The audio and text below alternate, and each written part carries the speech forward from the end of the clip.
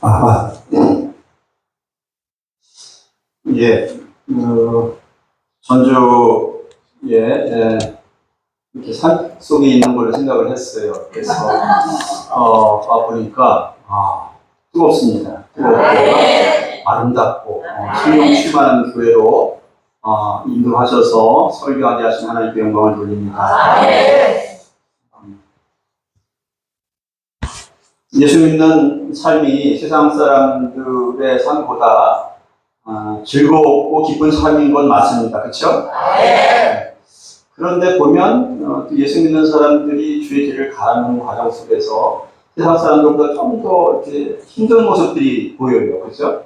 세상 사람들은 많고 웃고 즐기는 것 같은데 교회 다니는 사람들은 뭔가 좀 힘들어 보이고 웃지 못하고 어려움에 처해 있는 그런 모습들을 우리가 느끼게 되는 것 같아요. 진짜 예수 믿는 사람들은 항상 기쁨의 웃음을 웃어야 되는데, 그죠? 네. 저도 돌아보면 그렇지 못했던 것 같아요. 이렇게 집사일 때 교회에서 열심히 공사하고 때는 막 즐겁고 기뻤던 것 같은데 목회 길을 가면서 저를 돌아보면 뭔가 어려워 보이고 힘들어 보이고 그것도 돌아보게 돼요. 네, 참 인간인들 어쩔 수 없는 것 같습니다.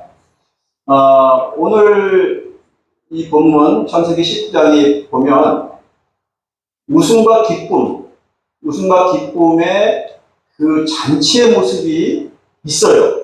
그런데 우리가 그것이 잘 보이지가 않습니다. 아브라함이 그 헤브론의 마므레 산수레 나무 밑에서 텐트를 치고 삽니다. 그리고 텐트는 마므레 산수레 나무 근처에 있고 이제 10시부터 오후 3시까지 되게 더운 날씨라서 사람들이 다니지도 않아요. 그런데 나그네 3명이 지나갑니다. 이렇게 텐트를 징지고 바깥을 보다가 나그네 3명이 지나가는 것을 보고 얼른 쫓아가서 영접해서 모셔드렸어요. 근데 보니까 그 중에 한 분이 아시는 분이에요. 어떻게 알아요? 17장에 보면 하나님이 나타나셔가지고 할례 언약을 행하십니다. 그러면서 아브라함에게 이언의 말씀을 주셨어요. 아브라함에게 1년 후에 네가 아들을 갖게 될 것이다. 아들을 갖게 될 것이다. 그런 말씀 주시고 그리고 할례를 행하했단 말이죠. 근데 지금 그로부터 얼마 안 지난 시점입니다. 아마 제 추측으로는 한 달쯤 지났을까 싶어요. 그런데 나그네를 가다가 영접을 했더니 보니까 그 중에 한 분이 누구예요? 하나님이신 거예요. 천사이신 거예요. 사람의 모습으로 나타나신 하나님, 천사의 모습으로 나타나서 지극정성으로 대접을 합니다. 송아지를 잡았어요. 짧은 시간에 어떻게 송아지를 잡았는지 잘 모르겠어요. 그리고 세수와의 밀가루를 만들어서 아주 고운 떡을 만들어요. 21리터의 큰 많은 양인데 풍성히 대접을 합니다. 그것이 이제 8절까지 말씀이에요. 그리고 이제 9절부터 15절까지의 말씀은 이제 사라와 관련된 얘기예요. 이제 하나님이 새 천사가 음식을 잘 대접받고 너무 기쁘잖아요. 집안이 잔치잖아요. 그죠? 네. 대접하는 사람도 기뻤을 거예요. 예, 아주 기쁘죠. 우리 한국 사람들은 남 대접하는 거 좋아하니까 대접할 때 기쁨이 있는 것입니다. 그래서 이제 그 하나님 이렇게 말씀하십니다. 아브라함에게, 야, 미안해, 사라는 어디 있느냐? 예, 텐트에 있습니다. 예, 여자가 함부로 바깥에 이렇게 나올 수는 없잖아요. 그러니까 이제 텐트 문 뒤에 여기서 듣고 있는 거예요, 사라가요. 그러니 그 하나님 이렇게 말씀하십니다. 내년 이맘때쯤에 내가 다시 올 텐데 그때 사라에게 아기가 있을 것이다. 아멘. 사라가 아기를 낳아서 품에 안고 있을 때에 내가 다시 한번 오겠다. 뭐 때문에 올까요? 다시 그렇게 대접받으러 올까요? 아니죠. 아기의 탄생을 축하하고 축복하려고 오신다고 말씀하시는 거예요. 아멘. 텐트 안에서 사라가 들었어요. 왜? 근거리에 있기 때문에요. 들었습니다. 사라가 왜요? 아니, 내가 지금 90도 늙었는데 생리도 다 끊어졌는데 내가 아기를 낳는다고? 그러면서 웃었다고 그래요. 소리내서 웃지는 못하고 속으로 웃었습니다. 그죠? 네. 속으로 웃었어요. 그랬더니 하나님 이렇게 얘기해요. 어찌하여 사라가 내가 늙었는데 아기를 갖겠느냐? 라고 말하느냐? 라고 얘기를 해요. 그러니까 그 얘기를 들으니까 사라가 이제 하나님이 자기한테 말하는 얘기 듣잖아요. 그러니까 얼른 그 텐트 바깥으로 나갑니다. 나가면서 하나님을 바라보면서 얘기해요. 하나님 저 안 그랬어요. 안 그랬어요. 응? 그랬더니 하나님이 뭐라 그래요? 네가 그랬잖아. 네가 그랬잖아. 응? 이 분위기는요, 아주 뭐 창조주 하나님이 위험 있게 나타나셔가지고 사람 앞에 네가 왜 거짓말해? 라고 이렇게 흉하는 물음이 아니에요. 뭔가 아버지와 딸 사이에 화목한 대화, 그죠? 응? 네가 아들을 갖게 될 거야. 아, 제가요? 90살이고요. 늙었는데요. 어떻게 애를 낳아요? 전능하신 하나님이 눈치 못한 일이 있겠니? 네. 그러니까 사라가 부인합니다. 아니요. 제가 그런 말 안 했어요. 그러면서 거짓말했다고 써있어요. 거짓말. 부인했다. 하나님 앞에 감히 부인을 해? 그런 개념이 아닌 것이죠. 아버지와 딸 사이에 부드러운 분위 속에서 주고받는 대화인 거예요. 그렇죠? 근데 이제 어떤 사람들이 이렇게 얘기를 합니다. 자, 이 사라가 속으로 웃은 웃음이 비웃음이냐? 아니면 그것을 인정하고 받아들이는 기쁨의 웃음이냐? 여러분 어느 쪽이에요? 앞쪽이에요? 뒤쪽이에요? 뒤쪽이죠? 앞쪽인가요? 네. 이제 주석 하시는 분들을 보면은 비웃음이라고 표현하시는 분들이 많이 있어요. 비웃음이다. 응? 인간적인 관점에서 비웃는 건 맞아요. 인간적인 관점에서는 당연하죠. 그죠? 내가 지금 90인데 나는 20대부터 저 여자는 애모나는 여자라고 손가락 치고 다그리고 살아왔는데 응? 그리고 그것이 내 마음에 왜 안 적혀 있는데 응? 아이를 낳는다고. 그런데 영적으로 보면 이것은요 비웃음이 아니에요. 기쁨의 웃음이에요. 네, 기쁨의 웃음. 자, 이 사건이 있기 전에 아까도 얘기했지만 아브라함이 17장에서 하나님이 다시 오셨을 때 뭐예요? 할례 언약을 행하셨을 때 동일한 말씀을 17장 17절에 아브라함에게 말씀하셨어요.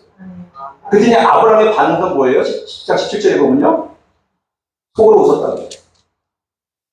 내가 100살이고 아내가 90살인데 어떻게 아기를 가져? 응? 10장 17절에. 그죠? 그 이 웃음하고 사라의 웃음하고는 같은 종류의 웃음인 거예요. 응? 자, 17장에 있었던 그 사건이 있을 때 당연히 하나님이 가시고 나서 아브라함은 사라와 대화를 했을 겁니다. 그죠? 하나님이 그러는데 내가 내년에 아기를 갖는데 그죠? 그러니까 이미 동일한 믿음과 동일한 사고를 갖고 있는 거예요.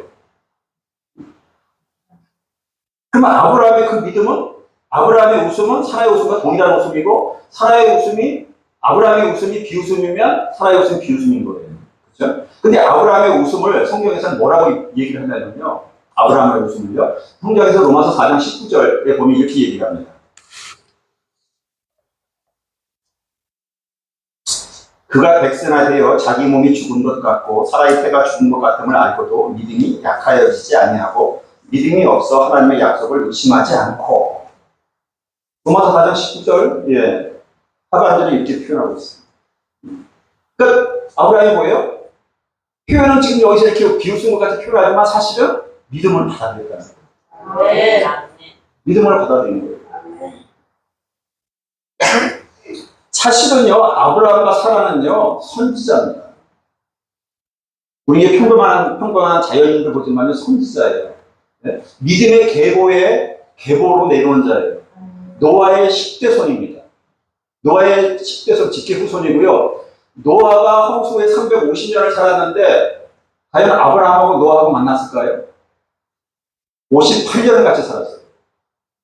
58년. 한 집에 산 건 아니지만 58년에 동시대에 살아 있었고 그 다음에 노아의 바로 세 아들 중에 첫 번째 아들이 셈입니다. 셈이 우리 조상이 셈의 계열이에요, 그죠? 백인들은 이제 야벳이고요. 셈은 동양인의 이제 조상입니다. 셈이 아브라함의 9대손 조상인데 셈하고 아브라함하고는요. 아브라함이 175세까지 살았는데 175년 동안 동시대에 살았어요.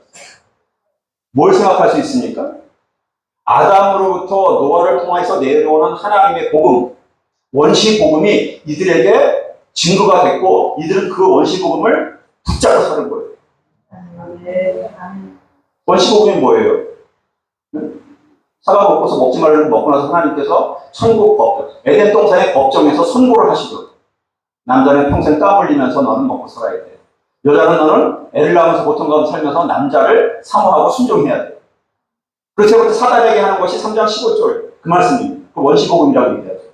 사단아, 너는 여자와 원수가 될 것이고 내 후손과 여자의 후손도 원수가 될 것이며 여자의 후손이 내 후손의 머리를 깨치리라고 말씀하십니다. 거기서 여기서 보면 특이한 게 뭔지 아세요? 그 후손이라는 단어의 단수를 사용해요. 단수. 근데 이 사람들은 아브라함과 사라는요, 그 복음을 붙들고 산 사람들이에요. 지금 창세기 12장부터 지금 18장인데요. 12장부터 18장까지 하나님이 계속 나타나셔서 언약을 하십니다. 그 언약 중에 중요한 몇 군데가요. 3장 15절, 16절에 언약을 하십니다. 너는 동서남북을 바라보라.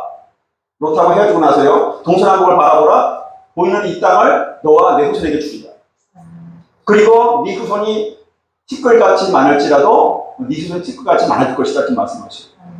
그래서 또 창세기 15장 5절 6절에 보면 뭘 얘기합니까? 하늘의 별을 바라보라. 네 후손이 별과 같이 많아질 것이다. 그러면서 6절에는요. 그러니까 하나님 뭐라 그래요?